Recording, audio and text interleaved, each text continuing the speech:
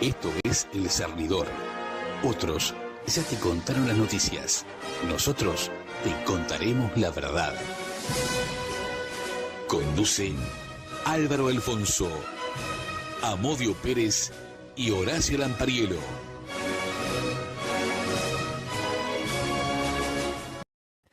Buenas noches, Uruguay. Hoy estamos al completo.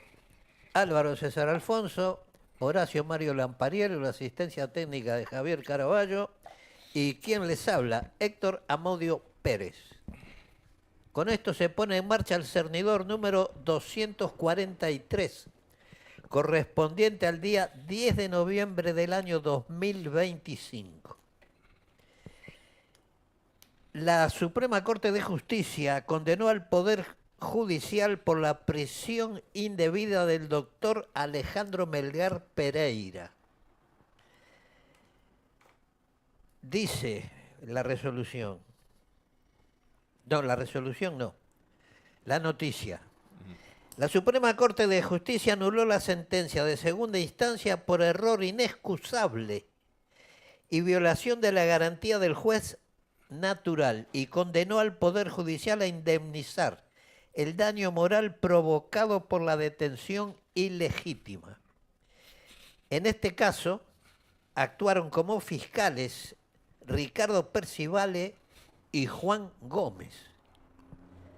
Juan Gómez antes de ser cooptado por Jorge Díaz para el cargo de fiscal general de la Nación, cargo que abandonó por razones de salud, luego de una lamentable actuación al frente de la Fiscalía General,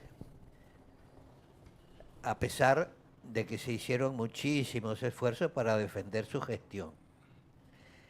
Es de destacar, dentro de su actuación, la remoción de la fiscal Gabriela Fossati, una vez que ésta resolviera citar como testigo a Gustavo Leal. La demanda del doctor Alejandro Melgar le va a costar al contribuyente $55.000, producto de un error inexcusable, dinero que saldrá de rentas generales y no de quienes cometieron el error inexcusable. En mi pasaje por Cárcel Central conocí a Alejandro Melgar y en ese momento recibí su ayuda, la que le agradecí como correspondía, porque uno llega a la cárcel con lo puesto y realmente las condiciones del carcelaje del cuarto piso eran lamentables. Así que a través de su abogado, Carlos Bustamante, ayer le envié mis saludos y la felicitación que se merece.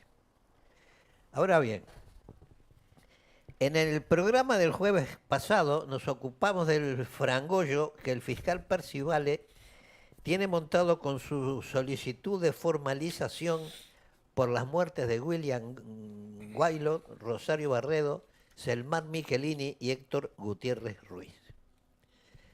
En su escrito, Ricardo Percivale, de manera tendenciosa, deja de lado la profusa documentación existente en Asprofumi, el archivo judicial de expedientes provenientes de la justicia militar, que en razón de su cargo le son de fácil acceso. Oculta de manera deliberada que los cuatro mencionados anteriormente estaban en Argentina en razón de sus vinculaciones en mayor o menor medida con el MLN, que como todos sabemos era una organización armada que quiso llegar al gobierno mediante la lucha armada.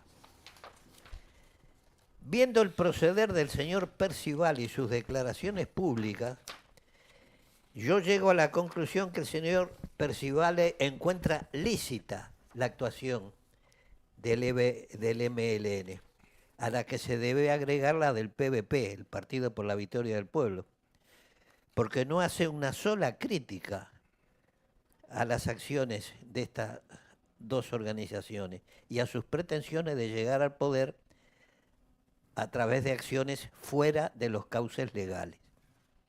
Es más, califica la campaña del PVP como ingeniosa, cuando en realidad consistía en una campaña de asesinatos y atentados contra instituciones nacionales.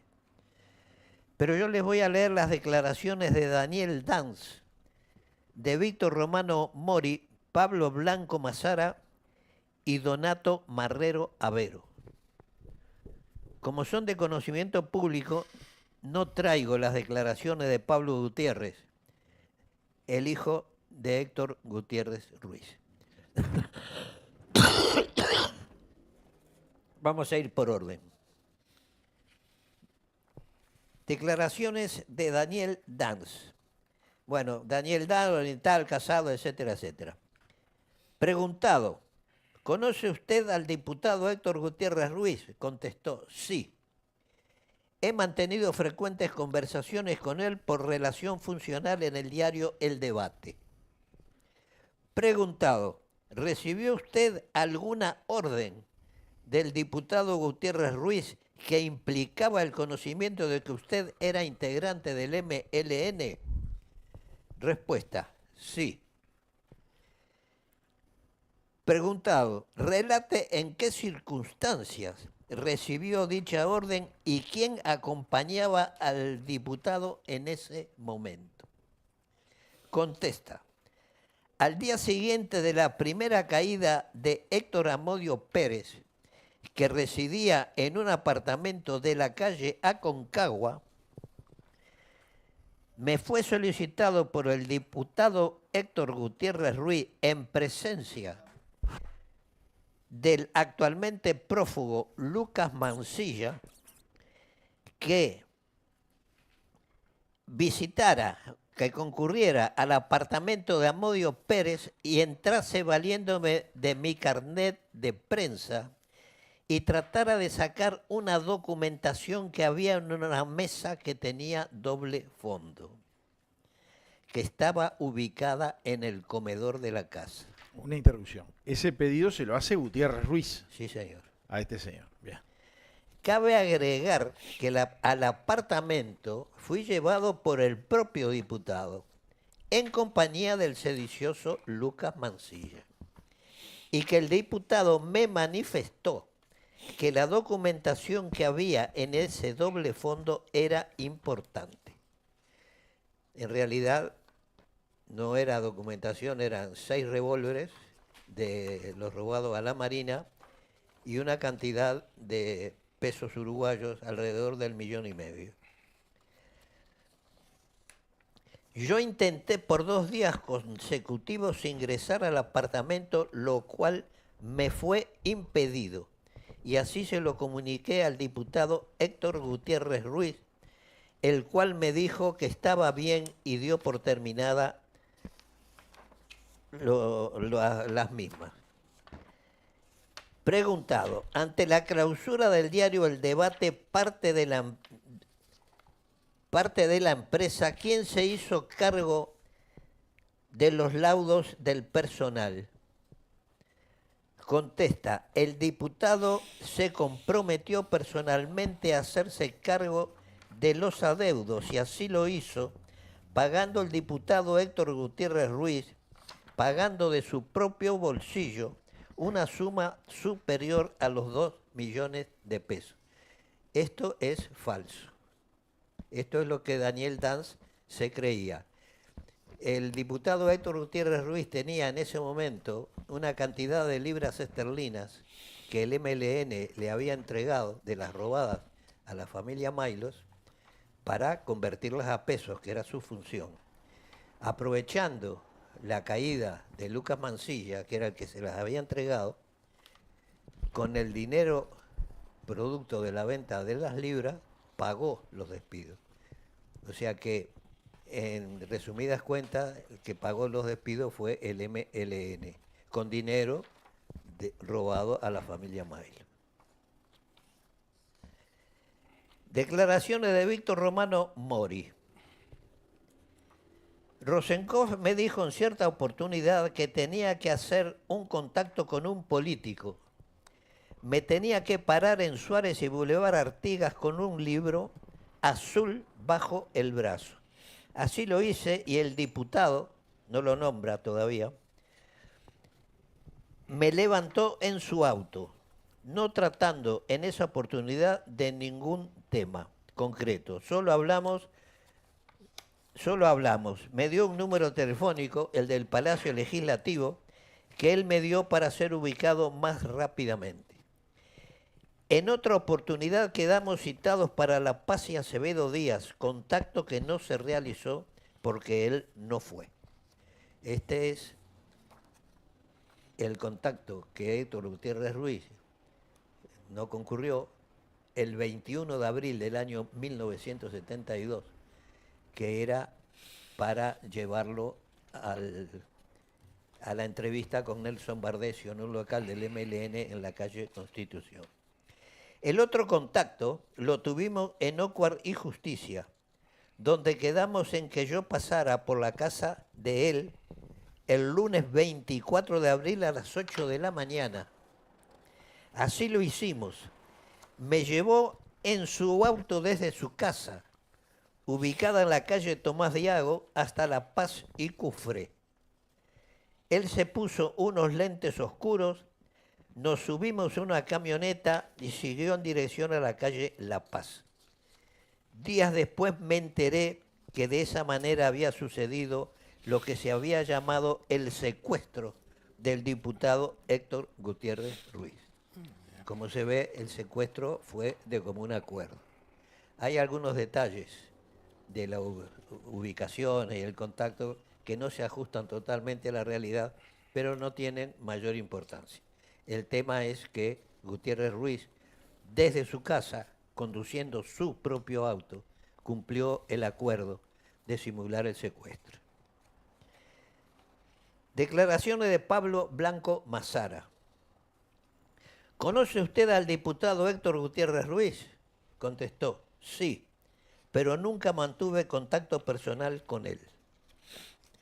Preguntado si al día de la entrevista entre el diputado Gutiérrez Ruiz y el secuestrado Bardesio, él se encontraba en el local de la calle Constitución donde se produjo dicha entrevista. Contestó sí. Preguntado si escuchó una reunión entre el diputado y compañeros que se encontraban en el local. Contestó sí. ¿Qué temas se tocaron en esa reunión? Problema de producción agropecuaria, intercambio de opiniones sobre personas y sectores políticos del país. Algunos detalles del interrogatorio a Bardesio y especulación sobre vinculaciones internacionales del escuadrón. Referente a estos temas, voy a hacer algunas anécdotas refiriéndose al doctor Quijano y a Marcha. El diputado dijo que eran los exégetas de la quinta dimensión de la paja. Refiriéndose al doctor Pirán, dijo, es flor de hijo de puta. Es y amigo. Gran amigo mío. Cabe agregar que el nombre del doctor Pirán salió relacionado por Bardesio en el Escuadrón de la Muerte.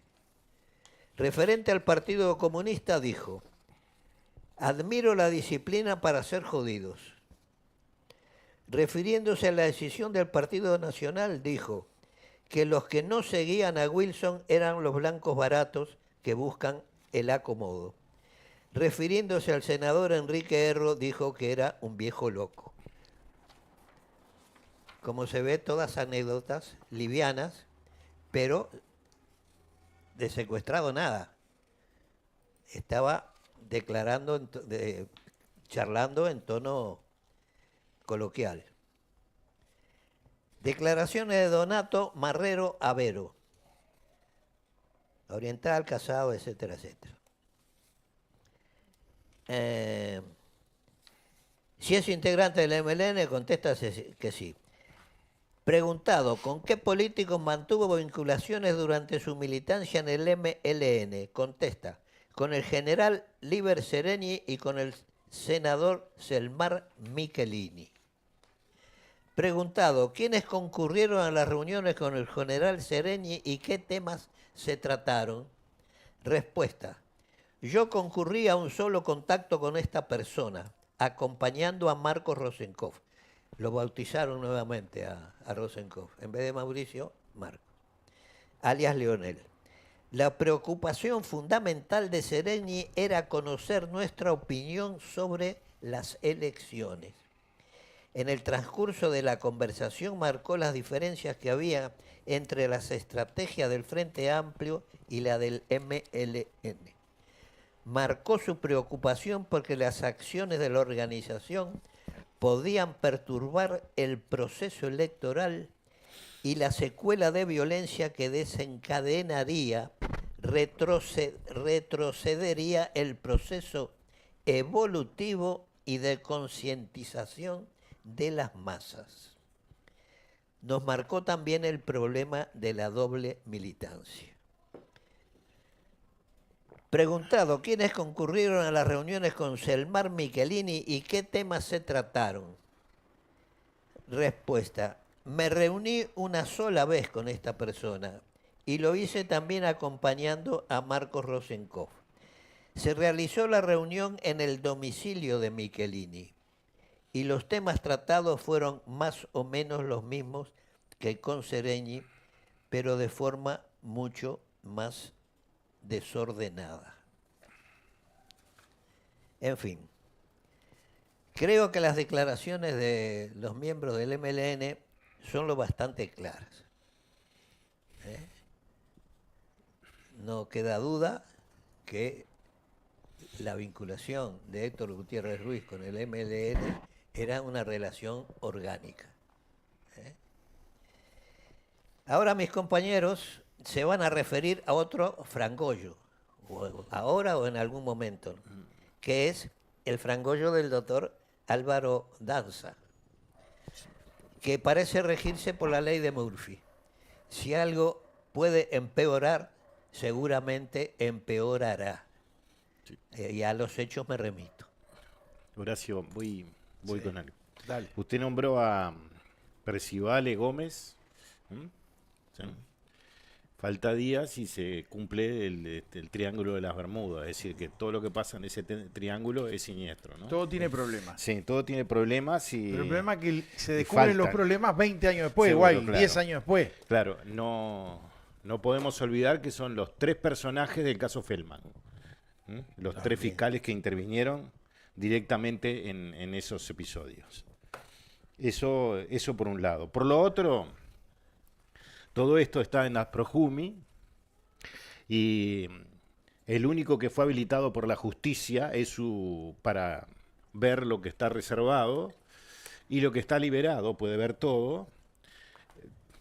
Hay más reservado que liberado. Seguro, Claro.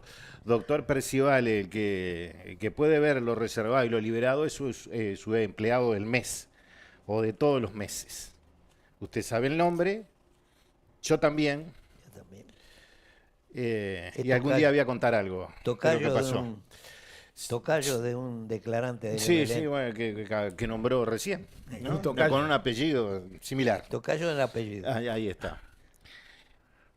Y eso, y hay mucho material que se olvida. Yo estuve buscando ahora acá, porque Cores también, en esa expedición que Percivale redacta, señala que en los primeros días de enero del 76 habló con Gatti telefónicamente, Gatti desde Buenos Aires, en enero.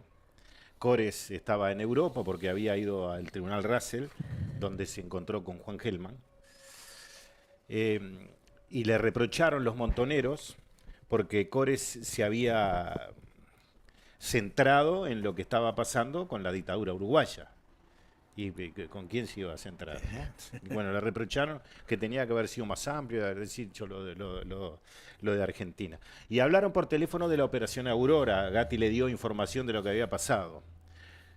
¿Lo cuenta? ¿Cuál es la operación Aurora? Cuando pusieron bombas en Punta del Este, claro. Y bueno, y tenían todo un proceso del aparato militar que se había formado y se había entrenado en Argentina para hacer más cosas. Entre ellas, una idea fantástica de Gerardo Gatti, el principal dirigente del PVP, que era darle a la represa de Salto Grande, Ahora, porque decía que era una obra de la dictadura. Ahora, ellos ir a pelear a un cuartel, enfrentarlo, no lo hacían, porque los argentinos en su locura arrancaban a enfrentarse a los cuarteles, sí, ¿no? sí. Esto iban a ponerle bomba a un edificio, a un boliche, porque es la muestra del capitalismo, ¿no? Y hoy la izquierda es capitalismo Exactamente. puro. Siga, no lo quiero interrumpir. No. Y Percivale, mire que hay más, le la puede sacar sobre el PVP, hay más cositas que usted no ha visto. Bueno, en realidad seguro que las vio, pero las está obviando. No solo sobre el tema del PVP y su actuación en la República Argentina, sino también en Uruguay, ¿no? Sí, claro. En Uruguay también actúa. Actuaba, ¿no? Sí, claro. Yo tenía que dar una opinión chiquitita sobre lo que usted leyó. Déala. Lo que queda demostrado acá, que todos mienten.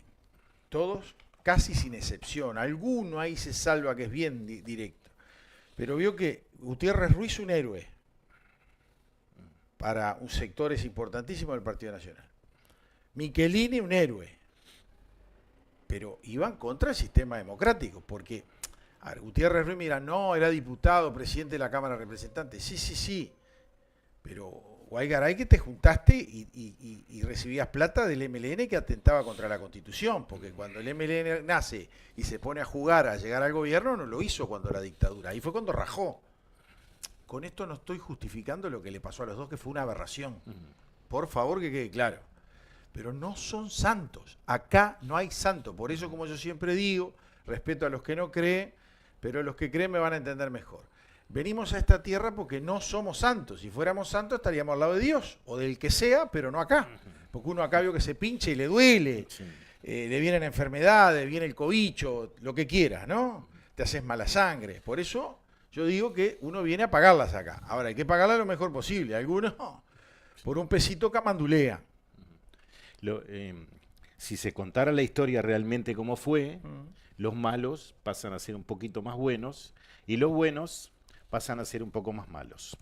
Exacto. Esa es la realidad. Lo que pasa es que la dieron vuelta tanto la historia que ahora es muy difícil, porque si usted le dio una ventaja de 40 años, Seguro. es muy difícil pedalear atrás de eso. Pero bueno, acá por lo menos intentamos que ustedes, desde ese lado, puedan realmente recibir lo que ocurrió.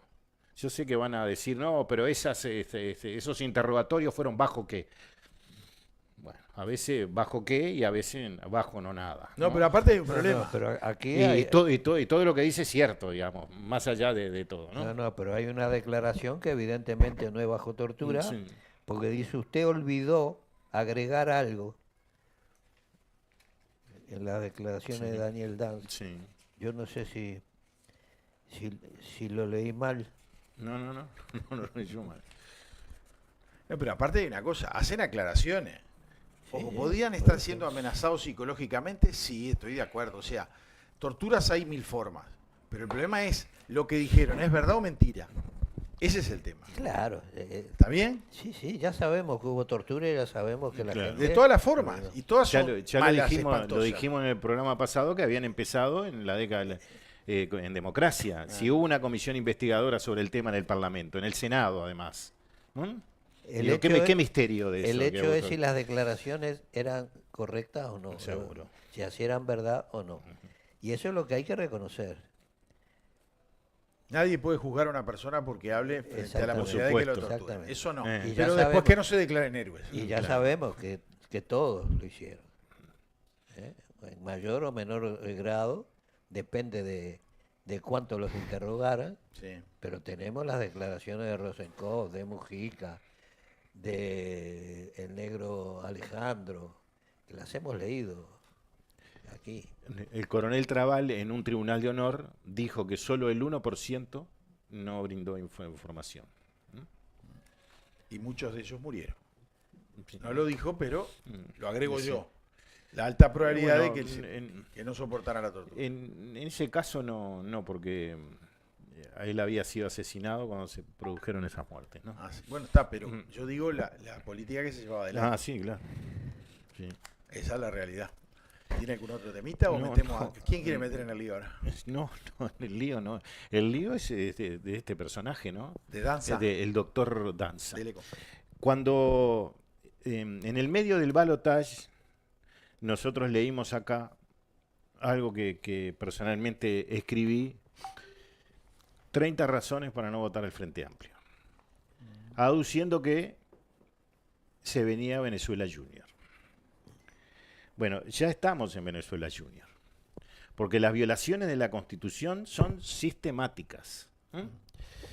Y estamos en Venezuela Junior porque Venezuela empezó su dictadura votada. Claro. Lo primero fue votar a Chávez, y ahí empieza con estas cosas. Estas mismas cosas que hoy están pasando en Uruguay, pasaron anteriormente en Venezuela. Pero esto no es nuevo, ¿no?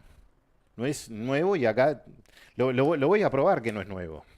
Porque además, ningún partido político, todos los que se sentaron en el Obelisco en 1983, han cumplido ese mensaje. Recordemos que ese episodio fue la manifestación más grande desde el punto de vista político en la historia del Uruguay. Sí, cierto. Impresionante. Y yo trabajaba en Radio El Espectador y la transmitía, así que la vi, nadie me tiene que contar. Y ese día, allí, a través de Candó, el representante cultural del Uruguay, en aquel tiempo muy reconocido y siempre reconocido, denunciaron la usurpación de nuestros derechos sagrados, la imposición de los dentadores del poder, los dioses con pie de barro, y compararon las actitudes del fundador de nuestra nacionalidad con el gobierno de derecho. Reclamaron el pluralismo político irrestricto, el papel insustituible de los partidos, la justicia única e independiente, la liberación inmediata de los presos, una prensa libre a la que ningún Torquemada podrá clausurar por decir su verdad. Y yo puedo hablar de eso, porque el Frente Amplio a mí me persiguió a partir del 2005, cuando asumió el gobierno. Pero Calavera no chilla, sigue. Una gran universidad autónoma, bueno, eso lo tienen, ¿no? Un movimiento sindical que actuara con entera libertad y unas fuerzas armadas reintegradas a sus cuarteles. Y ahí vino el viva la democracia. ¿Cómo será que al otro día hubo una respuesta del presidente Gregorio Álvarez, presidente facto en aquel momento, y dijo: yo confío en los partidos políticos tradicionales por los cuales las Fuerzas Armadas han hecho un gran sacrificio? Han llegado a destituir un presidente de la República porque no reconocía o no quería reconocer la existencia de los partidos tradicionales. Y vos sabés que no mintió en eso. No, por supuesto que no mintió. Podría ser un dictador el hombre, pero no mintió. Claro. Para llegar a lo de Danza, ¿no? Porque esto no es una casualidad de ahora. El reportaje al teniente general Medina, que está publicado en el libro, en el primer libro, el revés de la trama, la historia secreta de la salida de la dictadura. Este reportaje lo hicimos con Pedro de la Rosa, estimado colega, que después, fue presidente de Tabaré, se recibió de abogado. Del Club Tabaré. Del Club Tabaré. Claro, vemos que Tabaré por todos lados. No, del Club Tabaré. Tiene Tabaré, Yamandú. Claro. Y bueno, voy a contar una buena porque a veces hay que contar una buena, ¿no? Sí. Nosotros siempre, a partir de ese momento, nos dimos cuenta que si después de la entrevista y la desgrabación se la llevábamos para que la corrigieran, ponían más cosas. Y algunas cosas muy fuertes, que no las habían declarado, ¿no? Entonces hacíamos ese juego. Y Medina, cuando le llevamos a Teniente General Medina, que fue el militar de la salida, ¿no? Sí. La pareja de Sanguinetti. Sanguinetti siempre tuvo una pareja, después fue Wilson Ferreira, después Alberto Volonté, etcétera, etcétera. Pero siempre... es el magíster claro, del ahí sistema está. político. No, nos dijo, dice, me han hecho muchos reportajes, pero en realidad 2 veces perdí el cassette. El estilo. Sí, no, que se le fue... Se fue de cosa, pico. claro. Dice, la primera fue con un gran periodista, Di Candia, que hizo un reportaje para el semanario Búsqueda, que tuvo una gran repercusión porque el propio Medina llegó a decir que él había autorizado que se reprimiera, se torturara, ¿no? Y después dice, ahora con ustedes. Y entonces, una de las preguntas fue, ¿no pensaban que la izquierda iba a estar tan integrada al proceso de salida? Y Medina dijo, no, nosotros al Frente Amplio lo vimos como una fuerza enemiga siempre. Siempre fueron enemigos. No hay que equivocarse, que nos abrazamos con el Frente y salimos olímpicos. Teníamos nuestras prevenciones, nuestras cosas con los del Frente. Pero resulta que los que se resintieron y no quisieron entrar al Club Naval fueron los blancos. Y los del Frente estuvieron. Pero los del Frente fueron ahí a buscar la carta de ciudadanía, el certificado de buena conducta, el carné de buenos. Ellos fueron tras un objetivo, conquistaron ese objetivo y continuaron adelante. Nosotros teníamos el convencimiento de que los Frente Amplistas iban a hacer todo lo posible por enredarnos. No creíamos en la honestidad de procederes como después se vio claro. La pregunta fue ¿cuándo? En el plebiscito de la ley de caducidad. Y entonces, no sé si fue Pedro, fui yo. ¿Usted cree que ellos, habiendo participado en el pacto del Club Naval, debieron acompañar la ley de caducidad? Ellos, si encontraban que éramos potables para hablar con nosotros, potables para que cediéramos el poder, no podían después abroquelarse y decir, estos nos ceden el poder y ahora los queremos juzgar. Y después las preguntas fueron en dirección a la actuación de Sereñi. Y preguntado si Sereñi actuó distinto a Ferreira Aldunate. Y dijo, Sereñi tenía otros compromisos.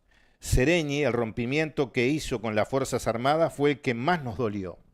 Como nos dolieron todos los frente amplistas que andan por ahí por el Parlamento, como Bruncanet, militar que estuvo en situación de reforma, que fue diputado de Asamblea Uruguay.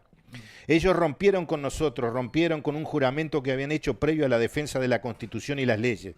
Hay un espíritu de cuerpo que no se puede romper y ese espíritu de cuerpo fue el que traicionaron. La pregunta fue, la relación con el Frente Amplio fue muy sinuosa. Participa en el pacto del Club Naval, no vota la ley de caducidad y luego promueve el plebiscito. ¿Usted piensa que la lógica de los hechos tendría que haber indicado otra cosa? ¿Qué cosa? Nada más de lo que yo les pido es que se hubieran callado la boca, que no hubieran hecho cuestión por los derechos humanos, que no le hubieran hecho cargos al ejército. Con el ejército habían tratado, habían pactado. Cuando estábamos tratando en el Club Naval, ¿qué estábamos tratando? ¿Cómo transferíamos el poder? Muy bien, nos transferimos el poder. Y miren esta frase que dijo Medina. Ustedes ocupan todos los cargos nacionales y nosotros... Ah, no, ustedes van presos. ¿No? Y más adelante, la pregunta es, ¿usted salió convencido del Club Naval que no había revisionismo? Sí, porque así lo quisieron los colorados y después los blancos, que no estuvieron en el Club Naval. La misma decencia que le pedía al Frente y que no la tuvieron los blancos influidos por Ferreira Aldunate. Y acá viene otra historia, ¿no? Si usted estaba convencido que no había revisionismo, ¿cómo después debe guardar en el cofre Ford las citaciones? ¿No lo hicieron por miedo? No es miedo. Ferreira no nos quería a nosotros, ni yo lo quería como un hermano. Era una situación difícil. Si las sacábamos del cofre Ford y se presentaban a la justicia, era un cuadro tristísimo del cual no nos levantábamos nunca más y quedábamos como monigote.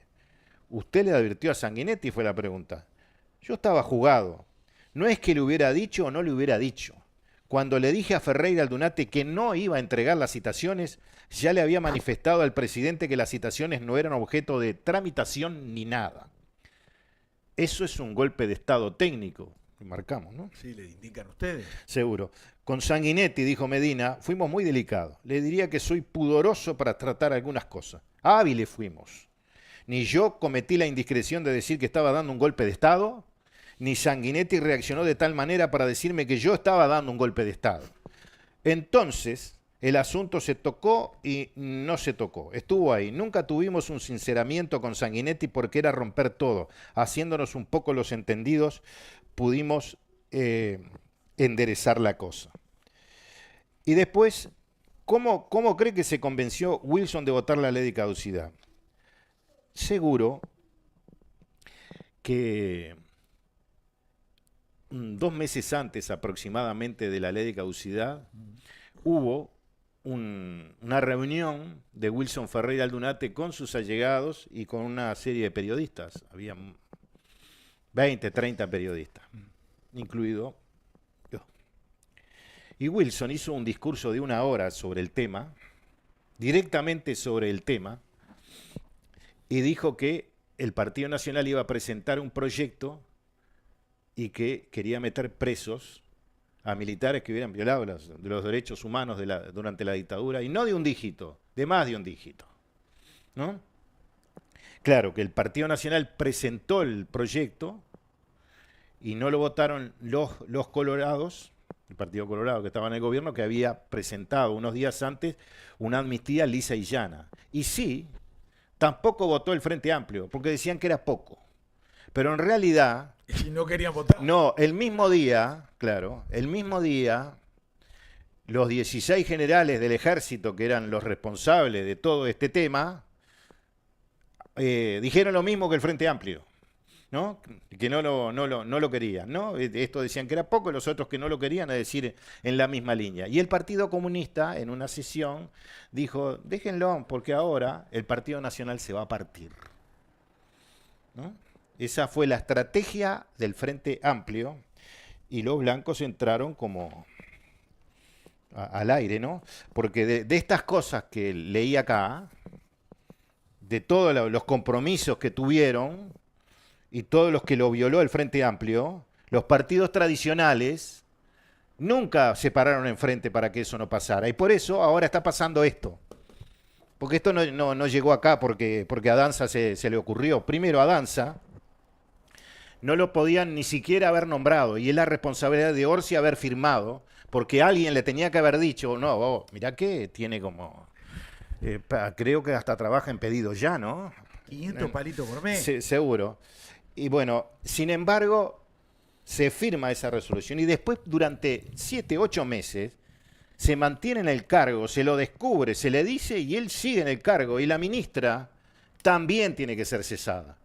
Porque ¿sabe por qué? Porque ella sabía y lo encubrió y lo respaldó. Entonces también se ve que el Frente Amplio tiene serios problemas con los ministros de Salud Pública, porque en el gobierno de Mujica también tuvo que voltear a otro que no era uruguayo y que lo denunció el senador Amorín, y como no era uruguayo y no había cumplido los requisitos para ser uruguayo, no podía ejercer el cargo, ¿no?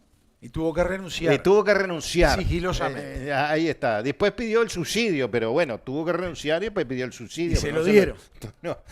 Y bueno, se ve que hay muchos problemas. Pero esto no viene de ahora, esto viene desde que empezó el gobierno. El señor de colonización.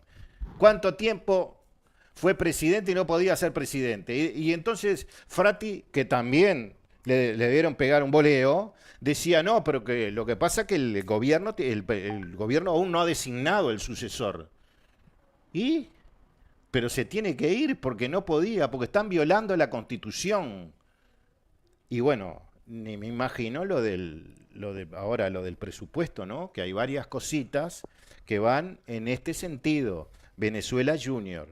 Yo sé que hay mucha gente que no lo quiere ver, dice que esto es un disparate, pero hay que decirlo. Y nosotros lo decimos. Si les gusta, bien, y si no, también. Porque en un país donde no hay justicia, no hay democracia. Lamentablemente, tiene razón. Yo quería leer algo, porque hay que escuchar las palabras de Danza, que hizo una conferencia de prensa leyendo un papelito. Está bien, ¿no? Que dice así. Dijo Danza, he decidido dedicarme de lleno a la función. Parece que hasta ahora no se dedicaba de lleno a la función. Y que se la saque como pueda. No soy un político de profesión, soy un médico de profesión. Muy bien. Estas semanas fueron muy difíciles a nivel personal y humano, aseguró el presidente de ACE Álvaro Danza. Entonces acá tenemos un problema. Él donde trabajaba y dejó de trabajar era médico, que es la misma profesión que ejerce como director, pero de una institución médica la más importante del territorio, porque es la que tiene más afiliados, que es ACE, la pública, sigue siendo médico. Pero él dice, soy un médico de profesión. Bueno, entonces anda al consultorio, no te quedes en el directorio como presidente. Esa es la uno. Porque tengo que hacer la separación. Si sos médico, porque a ver, Magurno, brillante gestionador de empresas privadas, como es Casa Galicia, no era médico. Y el hombre era el gerente general de La Española. De la Española, perdón, Sí. de la Española. Y el hombre, todas las listas decían, vamos a llevar a la gerencia general, mantenemos a Magurno, porque si no, no la votaba ni el perro. Y se paraba en la puerta a repartir las listas, él, que lo apoyaban, porque era el hombre, el estandarte. Bueno, esto es lo mismo. O sea, si vos sos médico, te vas al consultorio. No te podés ir a la junta directiva de ACE en carácter de presidente. O sea que es contradictorio la frase.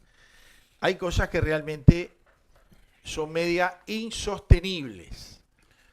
Y después dijo en otro mensaje, Esta que se mandó acá. a ver si es la misma, espere un poquito, espere, no se es desespere. notable. Dijo así, agradezco profundamente las demostraciones de afecto y solidaridad.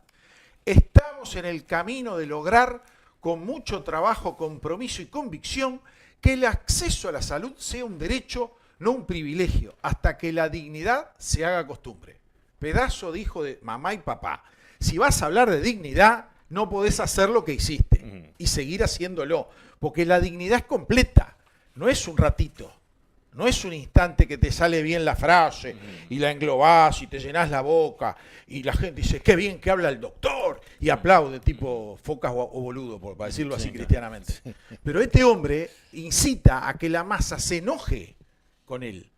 Y eso lo va a pagar Yamandú, que fue el primer tribilín que tenemos como presidente, vamos a decirlo completito, que se ha postulado cuando dijo esto, no, que yo confío en él y lo respaldo. Claro, Orsi, vos no podés salir a hablar, porque después se te queman las cartas y no sabés cómo sacarlas de las castañas del fuego, tampoco. Es jodido el tema.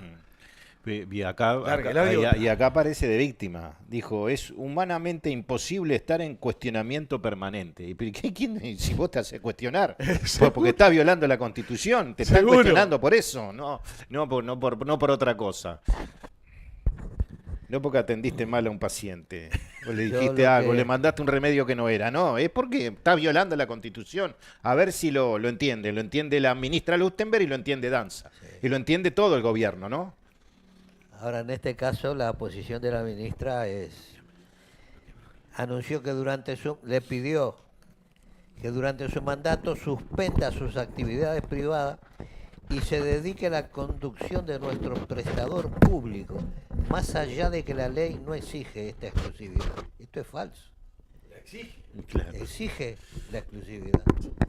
Dice claramente que no puede ejercer tareas que estén vinculadas al ministerio o a la organización que él representa. Hay un artículo menos en la Constitución ahora, según Lustenberg.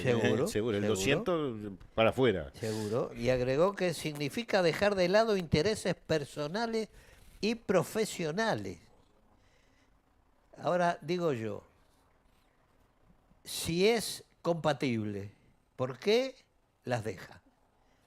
¿Por qué sacrifica la diferencia de sueldo si podía ejercerlas? ¿Por qué no sigue? Siga, si tiene dictámenes jurídicos que lo respaldan, siga y siga engordando su bolsillo. Con su capacidad seguramente puede dedicarse a todo, ¿cómo no? Ahora, en las farmacias de ACE siguen faltando los medicamentos. Usted habrá resuelto cosas, seguramente, pero eso sigue igual. Antes cuando fue designado, el semanario Búsqueda le hizo un reportaje, hizo unas cuantas promesas y críticas, y hasta ahora no cumplió ninguna promesa. y solo quedaba en las críticas. Mirá, yo te voy a decir algo. El hombre, por renunciar a su trabajo privado, y acá el hombre van a decir, qué bueno que es, deja de percibir 500.000 pesos más o menos mensuales. Fondo reservado. Sí, por eso. Ahora un poquito. Aumentaron los fondos reservados, ¿no? Para que ahora voy por eso. Ahora yo le voy a pedir a Javier que nos pase un video sobre este tema. Y lo vamos a escuchar atentamente. Yo no sé por qué trascendió en las últimas horas de que podía haber una sugerencia que incluso se decía que el MPP podría ayudarlo a compensar económicamente esa pérdida, ¿no? La JUTEP es un organismo político, de nombramiento político. Y vos te acordás que en la administración pasada, con la calle La JUTEP sacó un informe por el tema de investigación por el tema del Antel Arena. Sí, estaba repasando, no me acuerdo si fue en la pasada o fue en la anterior. No, fue en la pasada. Y Jorge Castro era el representante del Frente Amplio, del Partido Comunista. Del Partido Comunista, y acompañó a la mayoría de la coalición. Y se le armó un berrodo bárbaro a la interna del Frente Amplio y el Partido Comunista le pidió que se fuera, renunció. Y allí es donde entró la actual presidenta Ferrari, ¿no? Digo, para saber cómo, en definitiva, no te alineas políticamente, aunque yo crea, decía Castro, que la decisión de acompañar iba ajustada a lo que él pensaba. No, acá es una decisión política para afuera, renunciar y andate. Y lo mismo pasó hoy, me parece. El vicepresidente, ¿cómo se llama?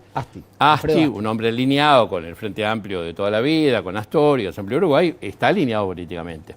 Yo no sé por qué trascendió en las últimas horas de que podía haber una sugerencia que dejara lo privado. Incluso se decía que el MPP podría ayudarlo a compensar económicamente esa pérdida, ¿no? Bueno, Ponce de León, que yo no me acordaba y le pedí a mis compañeros que me lo recordaran el nombre, es un periodista serio, que cuando habla no se equivoca, las fuentes son excelentes. Está diciendo que el Frente, entre otras cosas, le prometió darle los 500.000 pesos por mes. Y ustedes saltaron justo con los fondos reservados, han crecido en el presupuesto. Sí, Nadie en la renuncia. presidencia de la República. Claro. Nadie, por más doctor de danza y sacrificio ético y profesional y todo lo demás, deja de cobrar 500.000 mangos al mes si no está seguro que los va a recibir por otro lado. Entonces toda esa parodia, esa mímica que hicieron de los besos, los abrazos y todo lo demás, sigue siendo parte del frangollo. Y ese es el descrédito cada vez mayor de la política en este país. Pensar que yo pedí respeto para Tribilín, se me fue, pedí respeto para el presidente Orsi. Hasta Javier lo hiciste reír del otro lado, sos pícaro. No. Lo que pasa es que la gente no te conoce, es un tipo con muy buen humor. Confieso, no, me equivoqué. Yo pedí respeto para el presidente Orsi con el buen humor, porque creí que era una campaña de desprestigio exagerada. Ahora veo que no. Se lo tiene merecido. El doctor Luz el doctor Luz. Ahora vamos a escuchar al doctor Luz, que va a hablar de la JUTEP. Porque la JUTEP, que es un organismo creado hace pocos años, que es un organismo político, es para supuestamente ser la balanza, el fiel de la balanza, que daría la información justa, transparente. ¿Está bien? Le hago el gesto de Mujica cuando fue a visitar al general Dalmau. ¿Cuál fue?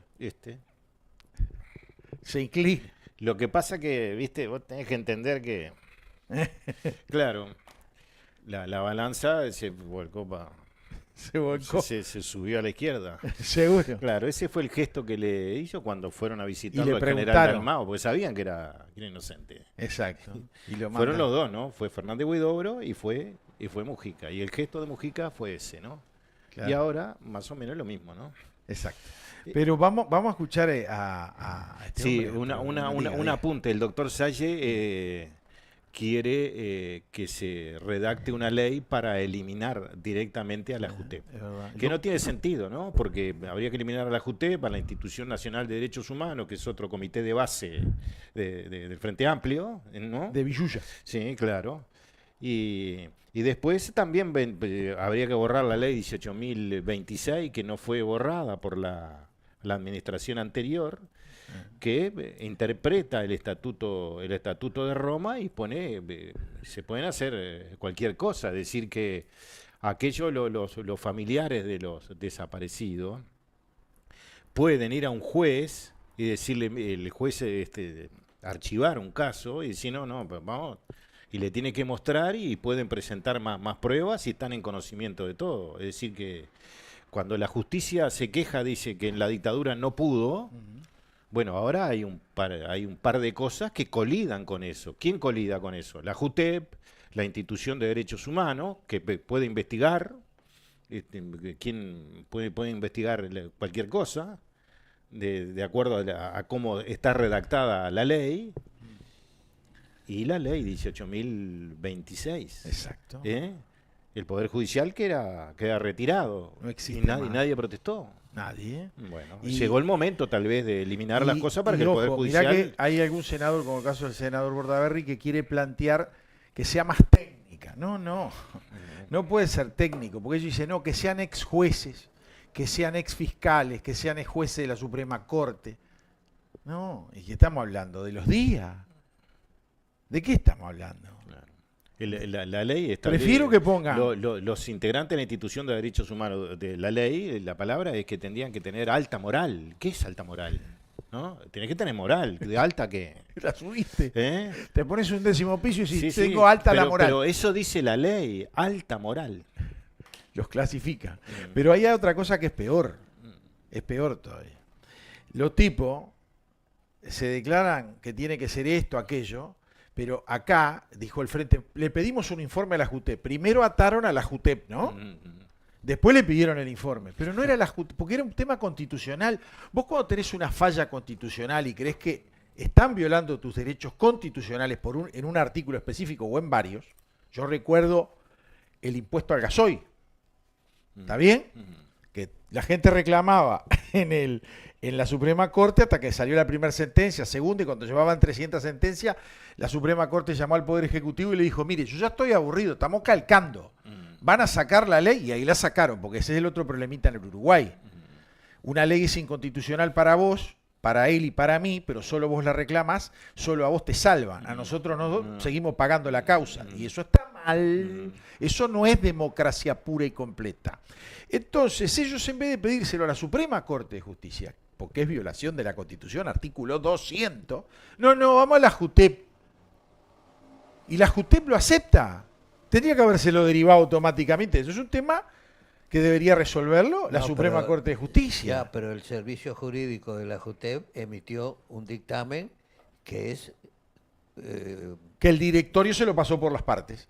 bueno, pero la culpa no es del servicio jurídico. No, esos son funcionarios El de carrera servicio jurídico que cumplieron con, emitió a un derecho. dictamen que la dirección de la JUTEP no lo tomó en consideración. Dijo lo opuesto, es peor todavía. Exactamente. Se fueron al palo Exactamente. opuesto. No le dieron un poquito y un poquito no. Pero vamos a escuchar al doctor Luz, que hizo una exposición este viernes, no fue en directo, lo hizo porque estaba en otros lugares y tenía que hacerlo. Bélgica. En Bélgica lo estaba haciendo desde Bélgica. Amigos, bueno, hoy viernes, ayer jueves y hoy es un día triste para la República. Me dirán por qué, bueno, por el caso del doctor Danza. Claro, es un caso menor, es un director de un servicio descentralizado que viola la Constitución, que no le importa, dijo él, a mí no me importa que me digan que viola la Constitución, pero está. Es un director de un servicio descentralizado que no le importa violar la Constitución. Pero es un día triste porque yo conozco a las personas que hicieron caer a la República en tristeza. A la ministra Lustenberg, le digo Cristina, porque en el Parlamento nació una relación de respeto, una gran legisladora. Pero ahora se vio envuelta en una situación que a mí me produce tristeza. Y la presidenta de la JUTEP es Ana María Ferraris, la prensa le dice Ferrari. Es amiga nuestra, no tenemos una amistad de vernos, pero hicimos parte de la carrera docente juntos. Y fue profesora de Derecho Constitucional.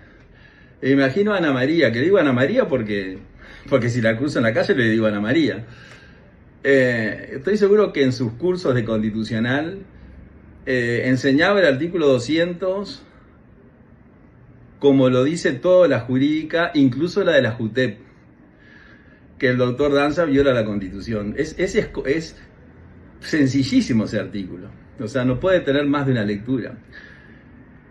Pero Ana María, bueno, la situación de Ana María, pero el final no va a ser así, o sea, ya, que no se malinterprete, pero la situación del caso Danza me hizo acordar un libro de un gran constitucionalista francés, Maurice Duverger, uno de los más grandes constitucionalistas de Francia del siglo XX, que escribió un libro que se llama Los naranjos del lago Balaton.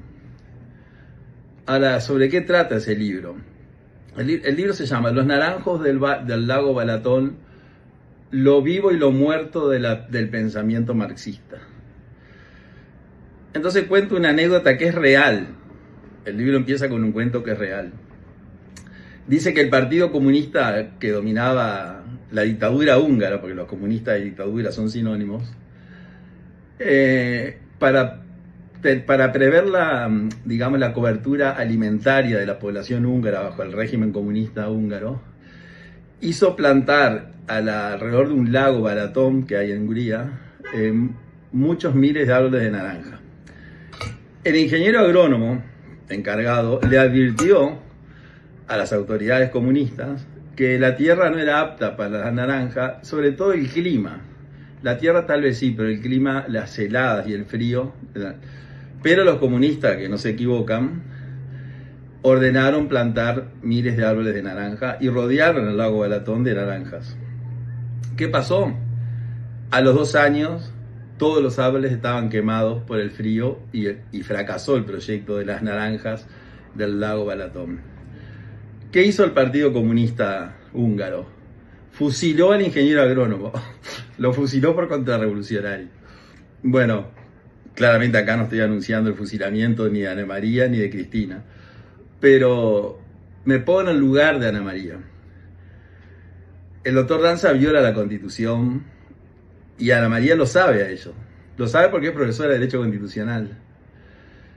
Cuando ella dice que hay que interpretar las prohibiciones en forma restrictiva, yo estoy de acuerdo con ella. Eso es lo que nosotros enseñamos en facultad. Pero cuando la Constitución prohíbe, porque acá no solamente hay incompatibilidad, la Constitución prohíbe, que es más que incompatibilidad. Ahora pusieron la palabra incompatibilidad porque parece más suave. Cuando el artículo de la Constitución dice tampoco podrán los directores, tampoco podrán, quiere decir que se está prohibiendo a los directores. Entonces me pongo en el lugar de Cristina y de Ana María. Cristina no tiene formación jurídica, leyó una especie de declaración que alguien se la redactó seguramente porque tiene algún término jurídico, y dijo que era muy importante el informe de la JUTEP. Y yo coincido con Cristina, que yo digo Cristina, ella siempre me trató de usted a mí, porque tiene un perfil así, una persona muy educada. Pero yo le decía a Cristina, entonces le sigo diciendo. Y mañana tal vez la vea y la voy a saludar con el afecto de siempre. Y a Ana María también. Ella dice, el informe de la JUTEP era clave para que nosotros resolviéramos con el presidente, porque esto es responsabilidad del presidente Orsi, ¿no? Orsi es el responsable por acción, si es que hizo algo, yo no sé si hizo, o por omisión, si es por no hacer nada, que no sé si no hizo nada. Responsabilidad de Orsi directa. Indirecta de Cristina. Y también indirecta de Ana María Ferrariz. Y yo estoy de acuerdo con ella, había que esperar el informe de la JUTEP, y la JUTEP dio el informe. O sea, el único informe que dio la JUTEP fue el jurídico. El directorio de la JUTEP no dio un informe. El directorio de la JUTEP emitió una declaración que no es un informe.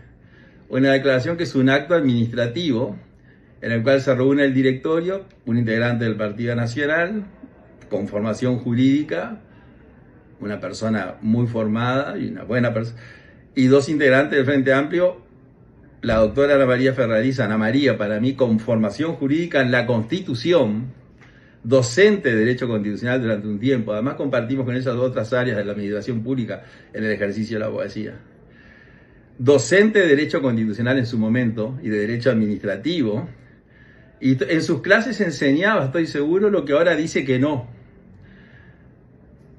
¿Por qué me acuerdo de los naranjos del lago Balaton? Claramente nos van a fusilar el Partido Comunista en el Uruguay ya no fusila a nadie. En otros países fusilan mucho los comunistas. En el Uruguay esa práctica del fusilamiento la abandonaban hace muchos años. En su momento fusilaron, sí, gente.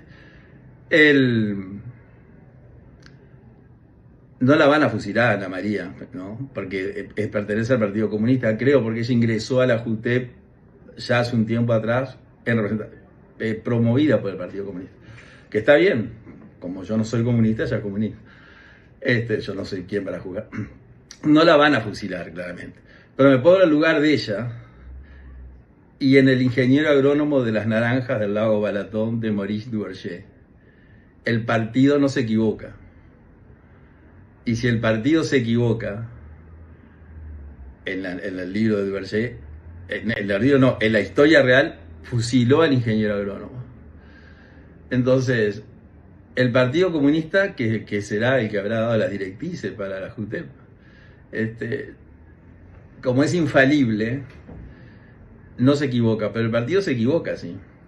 La característica del Partido Comunista es que ellos no les gusta la libertad y no les gusta el Estado de Derecho y no les gusta la democracia.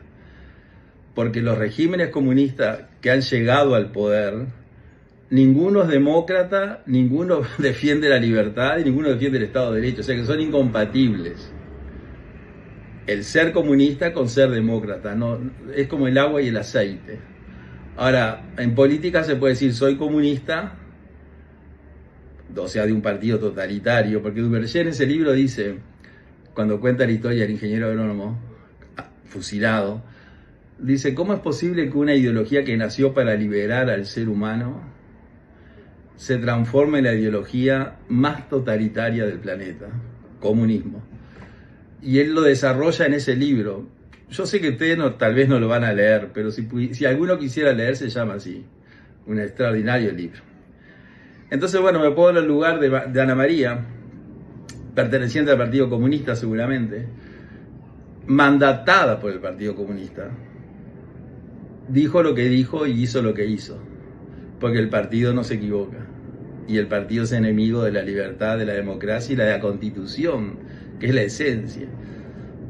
Porque ella, como profesora de Derecho Constitucional, estoy seguro, nunca estuve en sus clases como de oyente, que cuando daba el artículo 200 decía claramente,